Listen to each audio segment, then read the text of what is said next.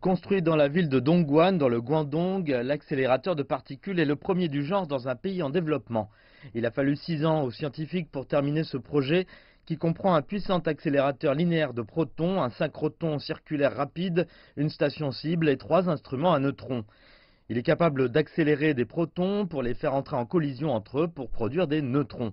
Les neutrons étant ensuite envoyés dans différents instruments utilisés par les chercheurs pour étudier les matériaux. Depuis les essais de mars 2018, l'accélérateur a fonctionné de façon stable. Les 3 premiers spectromètres ont terminé 21 expériences d'échantillons de la part de 10 utilisateurs et réalisé le premier lot de résultats scientifiques importants. Ce qui importe le plus est la puissance du neutron quand il atteint sa cible. Nous avons des résultats 120% plus importants que l'indice d'acceptation, qui est de 2,2 fois. Cela veut dire que nous avons terminé le projet de construction. Il va pouvoir ouvrir. L'accélérateur de neutrons fonctionne comme un billard atomique avec une boule blanche qui vient frapper des boules de couleur. Imaginez l'accélérateur de protons comme une boule blanche. Les boules de couleur sont faites de métal lourd. Le nucléon de métal est brisé. Et c'est là que les neutrons sont libérés du nucléon. Les neutrons sont de petites particules sans charge. Grâce à leur neutralité, ces neutrons libres pénètrent bien les matériaux. Quand un neutron libre interagit avec un nucléon de la cible, certains vont passer directement, d'autres seront rejetés et déviés de leur trajectoire.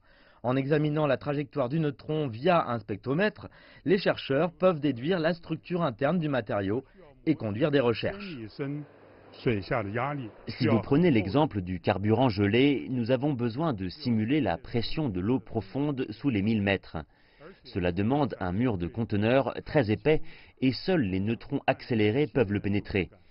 Si le neutron est sensible à des éléments légers comme le carbone, l'hydrogène, l'oxygène et le nitrogène, il peut dire la structure du carburant gelé.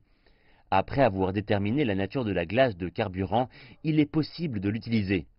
L'accélérateur de particules est comme un super microscope et c'est un test idéal pour la recherche fondamentale et le développement de la haute technologie dans de nombreux domaines comme la science des matériaux et la technologie, la physique, les sciences de la vie, la chimie, les ressources et l'environnement. La technologie de l'épandage de neutrons peut s'appliquer à l'étude du stress résiduel des grands morceaux de métal, ce qui est très important pour améliorer les moteurs d'avion et les modules clés pour les trains à grande vitesse.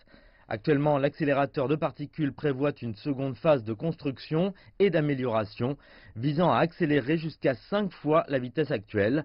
La Chine souhaite jouer, on le voit, un rôle essentiel dans ce domaine.